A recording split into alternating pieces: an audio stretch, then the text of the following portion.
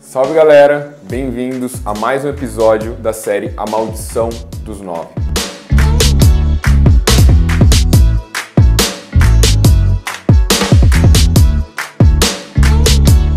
O evento de hoje é a Revolução Chinesa que aconteceu em 1949.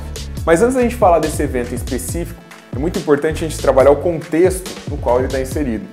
A partir dos anos 40, no pós-Segunda Guerra Mundial, o mundo começa a viver um conflito bastante global, a chamada Guerra Fria, que divide o mundo em dois grandes polos. De um lado, a gente tem o capitalismo liderado pelos Estados Unidos e do outro, o socialismo liderado pela União Soviética. Nesse meio dos dois aí, vai aparecer a China, como um país socialista, mas não necessariamente alinhado ao socialismo soviético. Pois bem, então passemos agora para a Revolução Chinesa. A Revolução Chinesa, é importante a gente trabalhar o que acontece antes. A China é um país milenar, uma história grandiosa, um país imperial que teve grandes impérios aí ao longo da história, mas que a partir do século XIX começa a sofrer uma grande influência de outros impérios vindo do Ocidente. Exemplo, a Inglaterra começa a fazer pressão para dominar o território chinês. Apesar de não ter se tornado uma colônia, a China vai sofrer fortemente com o imperialismo ocidental. E não só com o imperialismo ocidental, também com o imperialismo oriental na figura do Japão. O Japão ali, a partir do século XIX, começa o processo de modernização e vai tentar cooptar para o seu lado ali, se tornar um país imperialista na Ásia, ocupando regiões como a Coreia, em alguns espaços da China também.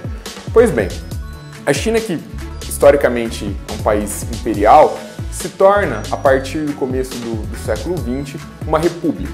Essa república vai ter que lidar tanto com interesses internos quanto com interesses e problemas externos. Se externamente nós temos vários países olhando o território chinês e cobiçando ele, internamente a gente tem vários grupos que vão buscar o controle da nação chinesa, e da república então formada chinesa. Um dos grupos que participa dos movimentos internos da China é o Partido Comunista Chinês, liderado pelo Mao Tse-tung. Esse partido ele vai fazer frente em alguns momentos com o Kuomintang, que era um partido ligado à República Chinesa. Entre os anos 30 e principalmente os anos 40, esses dois grupos eles vão em alguns momentos entrar em conflito, em outros momentos fazer parcerias, como por exemplo o período em que eles se unem para vencer o Japão, sobretudo ali no contexto de Segunda Guerra Mundial.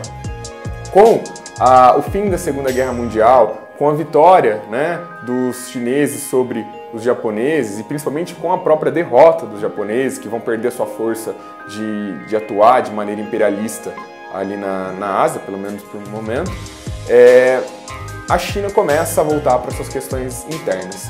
Dessa forma, o Partido Comunista, que teve ali próximo ao Kuomintang por algum momento, que lutou pela independência chinesa pró-Japão, pró-influência japonesa, eles vão começar a ganhar força, o que vai levar, em 1949, o Mao Tse-tung e seus aliados a dominarem a China imperial, fazendo com que aqueles que fossem republicanos tivessem que se refugiar na ilha de Taiwan. A partir desse momento que começa a história da China comunista. Esse período ele é fortemente marcado pelo governo do Mao Tse-tung, que vai entre 1949 e 1976, e entre os episódios que vale citar, a gente comenta o grande salto, alguns vão chamar de grande salto para frente, que é uma tentativa de industrializar e de crescer a economia chinesa, que não vai dar o resultado esperado pelo governo, inclusive vai até gerar a grande fome chinesa, o que leva parte da população, parte até dos membros do Partido Comunista a se revoltarem, e aí vem um outro momento importante promovido pelo Mao Tse-tung, que é a Revolução Cultural, que foi uma campanha política ideológica que tentou coibir, usando um termo aí não muito grosseiro, para coibir os opositores do Mao Tse-tung, né? Em 76 acaba o governo do Mao Tse-tung e começa a surgir um forte movimento dentro da China de afastar, né, o governo do Mao e aqueles que sobraram, né, as lideranças que eram pró-Mao Tse-tung. Entre essas lideranças que vão contra, né, a ordem que estava instituída, a gente tem o Deng Xiaoping, que vai começar a abrir a China para o mercado, construindo as zonas econômicas especiais.